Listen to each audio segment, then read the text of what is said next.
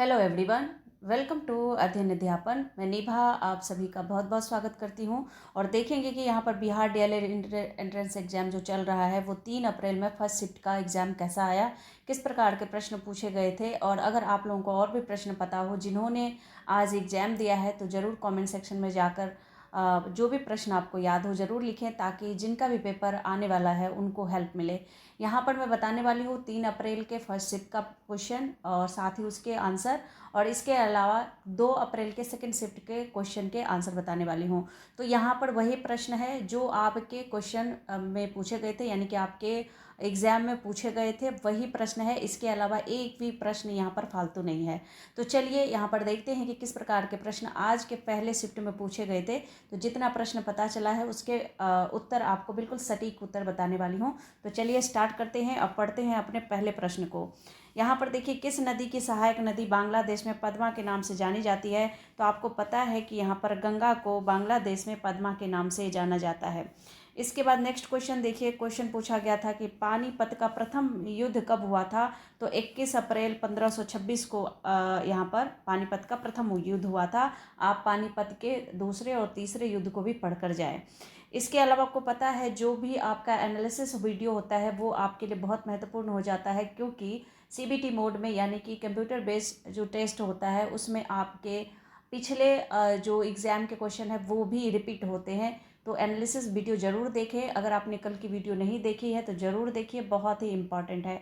यहाँ पर shift first shift second के मिक्स होते हैं क्वेश्चन, तो आप लोग थोड़ा सा देख लीजिए, क्योंकि प्रश्न जैसे ही पता चलता है यहाँ पर बस आप लोगों को बता दिया जाता है। भारत में रेलवे तंत्र कब स्थापित किया गया था। तो आपको पता है 16 अप्रैल 1853 को यहाँ पर किया गया था। थोड़ा सा यहाँ पर डिटेल में अगर जानने का प्रयास करें, भारत में 16 अप्रैल 1853 को पहली यात्री ट्रेन बोरी बंदर और ठाणे के बीच 34 किलोमीटर की दूरी पर चली थी, और यह साहिब सुल्तान और सिंध नामक 3 इंजनों द्वारा संचालित की गई थी। तो इंजनों का नाम वैसे ज़रूरी नहीं है, पर फिर भी पढ़ लीजिए, कहीं से भी क्वेश्चन पूछा जा सकता है। भारतीय नेपोलियन किसे कहा गया है। तो समुद्रगुप्त को कहा गया है, ये हम लोगों ने कई बार पढ़ा है। इसके अलावा किस विज्ञान में पक्षियों से संबंधित अध्ययन किया जाता है। तो ये अर्निथोलॉजी, यहाँ पर ऑर्निथोलॉजी जो है इसको कहते हैं हम लोग। इसके अलावा नवग्रह में यहाँ पर कौन सा समास है, ये आपके हिंदी में पूछा गया था। तो द्विगु समास है। समास को आप लोग जरूर पढ़कर जाएं, साथ ही संधि विच्छेद को भी जरूर पढ़कर जाएं। यहाँ पर क्वेश्चन देखिए, विटामिन ए का रासायनिक नाम क्या है। तो रेटिनॉल होता है, और ये भी इम्पॉर्टेंट है क्वेश्चन, इन सभी को अच्छे से पढ़ कर जाएं। दो या दो से अधिक पदों के संयोग से बना पद क्या कहलाता है। तो समास कहलाता है। समास से प्रश्न पूछे जाते हैं, तो इसको जरूर पढ़ कर जाएं। अरविंद शब्द का पर्यायवाची क्या है। तो देखिए, कमल का पर्यायवाची यहाँ पर अरविंद है, तो यहाँ पर उल्टा पूछ दिया आपसे, अरविंद पूछ दिया, कल को पंकज पूछ देगा, नीरज पूछ देगा, सरोज पूछ देगा, जलज पूछ देगा। तो ये सभी कमल पुष्प का नाम है, तो ये आप यहाँ पर इसको पढ़ लीजिए। इसके अलावा छंद का सर्वप्रथम उल्लेख कहाँ मिलता है। तो देखिए, छंद का सर्वप्रथम ऋग्वेद में मिलता है। इसके अलावा अगर नेक्स्ट क्वेश्चन की बात करें, ये सभी प्रश्न आज के एग्जाम में फर्स्ट शिफ्ट में जो पूछे गए थे वो बताया गया है। और पार्ट 2 जब आपका सेकेंड शिफ्ट होगा और फर्स्ट शिफ्ट के भी अगर और क्वेश्चन पता चलता है तो पार्ट 2 में वीडियो अपलोड कर दिया जाएगा। आप लोग वीडियो को लाइक कर दीजिएगा अगर आप लोगों को पसंद आए। इसके अलावा चैनल को सब्सक्राइब भी कर सकते हैं। जहाँ बिना कारण के कार्य का होना पाया जाए वहाँ कौन सा अलंकार है। तो विभावना अलंकार है। इसके बाद अगर नेक्स्ट क्वेश्चन की बात करें, तो 3 बेर खाती थी वह 3 बेर खाती है में कौन सा अलंकार है। तो अगर बात करें तो यहाँ पर यमक अलंकार यहाँ पर बिल्कुल सही होगा। इसके बाद बात करें तो काव्य की शोभा बढ़ाने वाले शब्द को क्या कहते हैं। तो अलंकार कहते हैं। अलंकार लगने पर काव्य की शोभा बढ़ जाती है।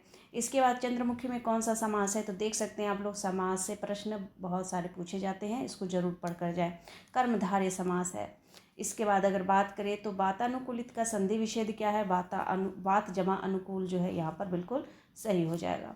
इसके बाद देखिए, मगही किस उपभाषा की बोली है। तो बिहार की। इसके बाद बात करें तो जंगल में लगने वाली आग को क्या कहते हैं। तो दावानल कहते हैं।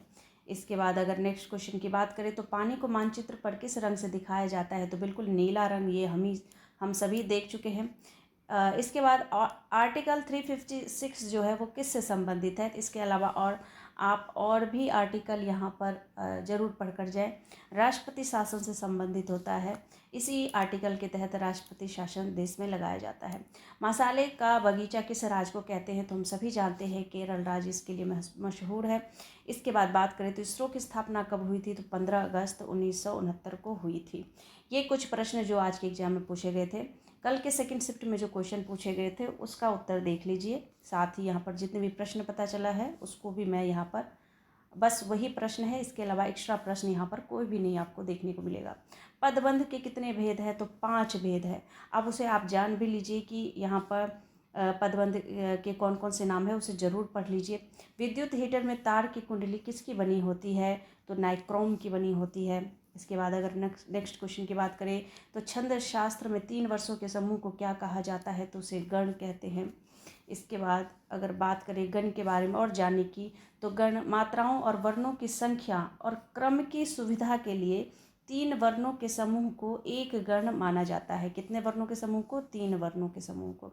इसके बाद देखिए यहाँ पर एक क्वेश्चन पूछा था कि राहुल फुटबॉल खेलकर चला गया, तो क्रियापद बंध है, यहाँ पर आप इस तरह से देख सकते हैं। क्वेश्चन है कानून का समान संरक्षण किस देश से लिया गया है, तो ये आपका अमेरिकी संविधान से प्रेरित है। तो कानून का संरक्षण यानी इक्वल प्रोटेक्शन ऑफ लॉज अमेरिकी संविधान से प्रेरित है। इसके बाद देखिए मनुष्य में बुद्धि का केंद्र क्या है, तो वो है प्रमस्तिष्क।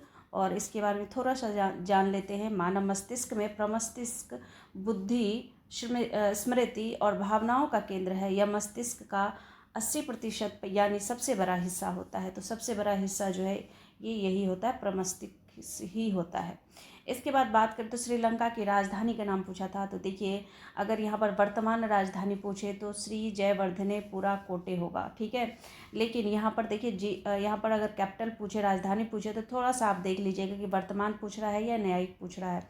तो श्रीलंका की वर्तमान विधायी राजधानी जो है वो श्री जयवर्धनेपुरा कोटे है। और कार्यकारी और न्यायिक राजधानी की बात करें तो वो है कोलंबो।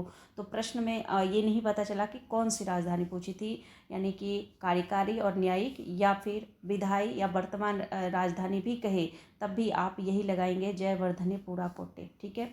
इसके बाद नेपाल की सबसे लंबी नदी कौन सी है, तो ये पूछा गया था, कर्णाली नदी यहाँ पर बिल्कुल सही होगा। और इसके बाद इसके लिए थोड़ा सा अगर पढ़ ले तो कर्णाली नेपाल की सबसे लंबी नदी है जो उत्तर से दक्षिण की ओर बहती हुई गहरी घाटियों के माध्यम से भारतीय राज्य उत्तर प्रदेश तक आती है और यहाँ पर गंगा से मिल जाती है, ठीक है। ये उत्तर प्रदेश पहुँचती है, उसके बाद ये गंगा में मिल जाती है। इसके बाद आगे क्वेश्चन देखिए, डॉक्टर बी आर अम्बेडकर ने भारतीय संविधान के किस भाग को सर्वाधिक आलोकित भाग कहा है, ये है भाग 3। और ये भाग 3 क्या है उसको भी थोड़ा सा आप लोग रिवीजन के तौर पे पढ़ लीजिए। देखिए यहाँ पर दिया है कि अम्बेडकर ने संवैधानिक उपाय के अधिकार अनुच्छेद 32 भी इसको कहेंगे को संविधान का हृदय और आत्मा कहा है। भारत में अनुच्छेद 32 के तहत सर्वोच्च न्यायालय को भारतीय संविधान के भाग 3 के तहत मौलिक अधिकारों को लागू करने के लिए विभिन्न प्रकार के प्रादेश जारी करने का अधिकार है, इसीलिए इसको संविधान की आत्मा भी कहा जाता है। कौन सा अनुच्छेद समान नागरिक संहिता से संबंधित है, तो यह है अनुच्छेद 44। उसके बाद अनवीकरणीय ऊर्जा के स्रोत पूछा है, आप नवीकरणीय ऊर्जा का भी स्रोत पढ़कर जाइएगा। और यहाँ पर देख सकते हैं सौर, बहता पानी, पवन, हाइड्रोजन तथा भूतापीय। हम नवीकरणीय और सौर ऊर्जा सीधे सूर्य से प्राप्त करते हैं और परोक्ष रूप से बहते हुए पानी, पवन एवं बायोमास से भी प्राप्त करते हैं। तो ये सौर, बहता पानी, ये सब क्या हो गया आपका अनवीकरणीय ऊर्जा हो गया। इसके बाद देखिए आगे देखिए तो द्वैध शासन प्रणाली का अंत कब हुआ था, तो 1935 में हुआ था। थोड़ा सा अगर इसके बारे में जानने का प्रयास करें तो 1935 के भारत सरकार अधिनियम को भारतीय संविधान का खाका भी कहा जाता है। इस अधिनियम ने प्रांतों में द्वैध शासन को समाप्त कर दिया और इसके स्थान पर प्रांतीय स्वायत्तता की शुरुआत की गई थी। इसके बाद देखिए नेक्स्ट क्वेश्चन पूछा था कि महिलाओं को मताधिकार देने वाला पहला राज्य कौन सा था, तो ये 1920 के दशक का त्रावणकोर साम्राज्य था। ब्रिटिश साम्राज्य में रियासतकालीन भारतीय राज, यह भारत में महिलाओं को मताधिकार देने वाला यहाँ पर पहला राज्य बना था। और लेकिन चुनाव में खड़े होने का अधिकार नहीं दिया था, मतलब चुनाव में खड़े होने का अधिकार नहीं दिया था, बस मत देने का अधिकार दिया गया था। इसके बाद अगर नेक्स्ट क्वेश्चन की बात करें तो कौन से भारतीय राष्ट्रीय लोकसभा अध्यक्ष रहे हैं, तो नीलम संजीव रेड्डी, जो उसमें ऑप्शन था उस हिसाब से नीलम संजीव रेड्डी सही था ऑप्शन। इसके बाद अगर बात करें तो पाक जल संधि किन दो देशों के बीच है, तो आपको पता है जल संधि जो भारत और उसके पड़ोसी श्रीलंका को, यानी कि पाक जल संधि जो है भारत और श्रीलंका के दो देशों के बीच है।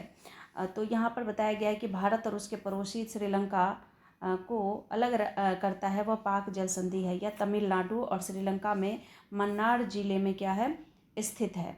और यहाँ पर अगर बात करें इसके बाद नेक्स्ट क्वेश्चन की तरफ बढ़ें तो यहाँ पर देखिए पहली गैर कांग्रेसी सरकार कब बनी, तो 24 मार्च 1977।